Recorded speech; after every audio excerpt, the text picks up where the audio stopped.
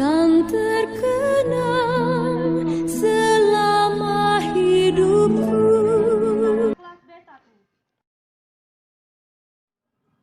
Nenek bergoyang, kakek terjatuh. Kakek terjatuh karena telah menua. Assalamualaikum warahmatullahi wabarakatuh. Salam sejahtera bagi kita semua. Yang terhormat, Dewan Juri Lomba Pidato Bela Negara. Yang saya hormati, panitia penyelenggara Lomba Pidato Bela Negara. Marilah kita panjatkan puji dan syukur kehadiran Tuhan Yang Maha Esa, karena atas berkat dan karunia-Nya lah kita diberikan kesempatan pada hari ini untuk dapat berkumpul bersama dalam rangka lomba pembacaan pidato dengan tema Bela Negara. Saya sebagai Fatimah Indi Farel dari SMK Farmasi Puskesat akan menyampaikan pidato yang berjudul Generasi Milenial yang Muda yang Berkarya. Generasi muda yang berkarya. Jadilah generasi yang turun tangan, bukan tunjuk tangan. Jadilah generasi yang pandai mencari solusi, bukan memaki-maki. Jadilah generasi para pejabat, bukan para penjahat. Jadilah generasi yang menciptakan, bukan menggunakan. Wahai teman-temanku sekalian, hidup di era saat ini memanglah berbeda. Seperti yang pernah dikatakan oleh Presiden Soekarno, bahwa perjuanganku akan lebih mudah karena melawan penjajah. Tapi perjuangan kalian akan lebih berat karena melawan bangsa kalian sendiri. Saat ini, kita tidak perlu lagi mengangkat senjata untuk bisa membela negara. Cukup dengan sebuah pena, kita bisa merubah bangsa. Dalam sejarahnya dulu, pemuda Indonesia memegang peran penting dalam memperjuangkan kemerdekaan Indonesia melalui organisasi pergerakan, ide, dan gagasan mereka. Mungkin teman-teman sekalian masih ada yang ingat istilah Dream Warriors, masih ingat sejarah kolonialisme Belanda di Indonesia. Lahirnya Gerakan Pemuda Indonesia berawal dari satu kebijakan politik etis yang menyadarkan orang-orang pribumi terhadap nasionalisme. Momen ini yang menjadi titik awal semangat para pemuda untuk bersatu memperjuangkan kemerdekaan Indonesia. Kemerdekaan sudah kita rasakan sekarang. Namun, kita sebenarnya belum benar-benar merdeka dalam arti yang sesungguhnya. Seperti era globalisasi yang saat ini kita masuki, serba keterbukaan informasi dan kemudahan akses teknologi. Hal inilah yang menjadi tugas kita para generasi milenial untuk bisa menghadapi tantangan tersebut. Seperti beberapa hal sederhana yang bisa kita lakukan. Yang pertama, meningkatkan literasi. Pada tahun 2016 lalu, Indonesia menduduki peringkat 60 dari 61 negara. Padahal, dari segi infrastruktur untuk mendukung membaca, Indonesia berada di atas negara-negara Eropa.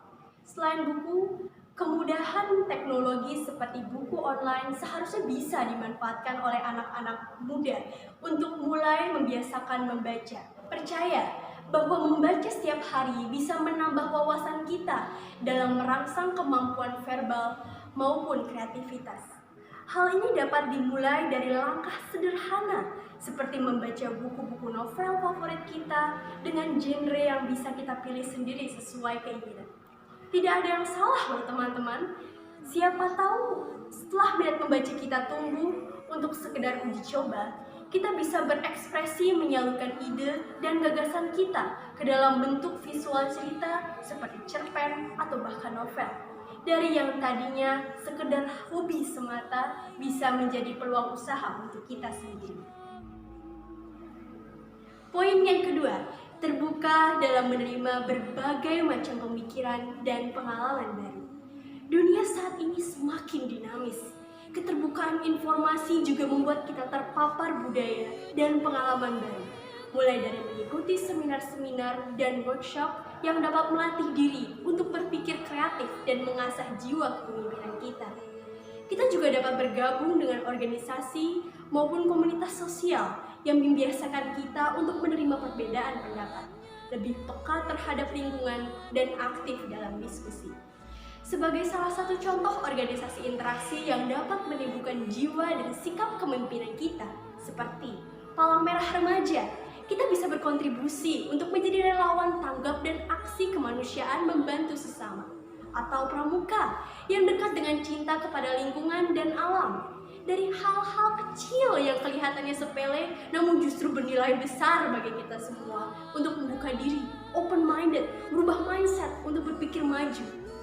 Yang ketiga, mendukung produk lokal Indonesia. Menurut saya ini adalah poin yang paling penting di antara semua poin yang sudah saya sampaikan tadi.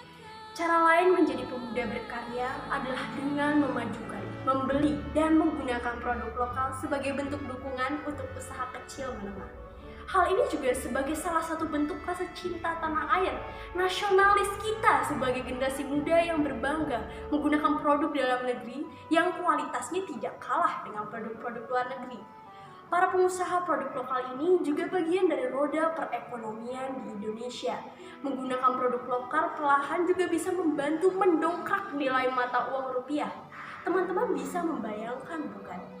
Jika dari diri sendiri memiliki kesadaran untuk bangga menggunakan produk dalam negeri buatan anak bangsa, akan ada berapa banyak UKM yang maju sehingga dapat membuka lapangan pekerjaan, dan tentu hal ini menjadi kontribusi yang sangat besar dalam mengatasi masalah-masalah ketimpangan ekonomi dan menolong angka pengangguran yang ada di negara kita.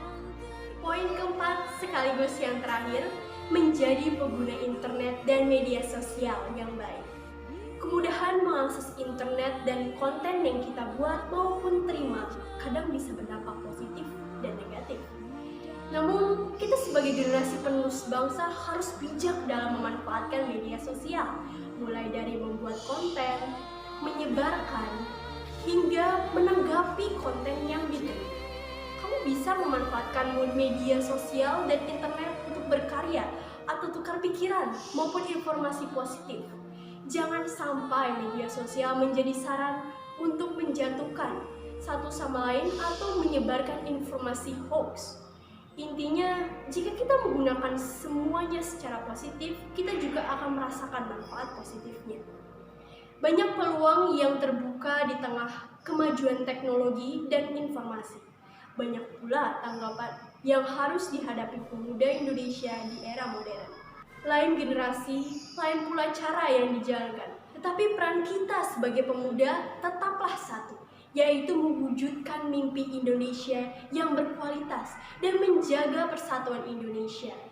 Berkarya itu tidak harus dimulai dari mimpi atau langkah yang besar. Terkadang dari hal-hal kecil yang sederhana yang tanpa kita sadari bahwa memiliki kontribusi yang besar, bukan hanya untuk diri kita sendiri, tapi juga untuk orang lain. Saya mengajak teman-teman semua, mulai dari sekarang, marilah kita lanjutkan perjuangan para pahlawan dengan mulai melakukan hal-hal kecil yang dapat merubah diri kita sendiri. Jika generasi muda tidak menyadari akan hal itu, amat disayangkan bukan? Kalau nantinya generasi milenial ini akan menjadi generasi yang bobrok, baik moral maupun mentalnya, tidak mengenal siapa bangsanya, cedera pengetahuan, dan bahkan hilang rasa cinta terhadap tanah air. Mungkin sekiranya itu saja pidato yang dapat saya sampaikan. Gudang penyimpan si benih padi. Benih padi dibawa ke tengah sawah. Semoga kita bisa bertemu lagi. Salam penutup jadi pemisah. Wassalamualaikum warahmatullahi wabarakatuh.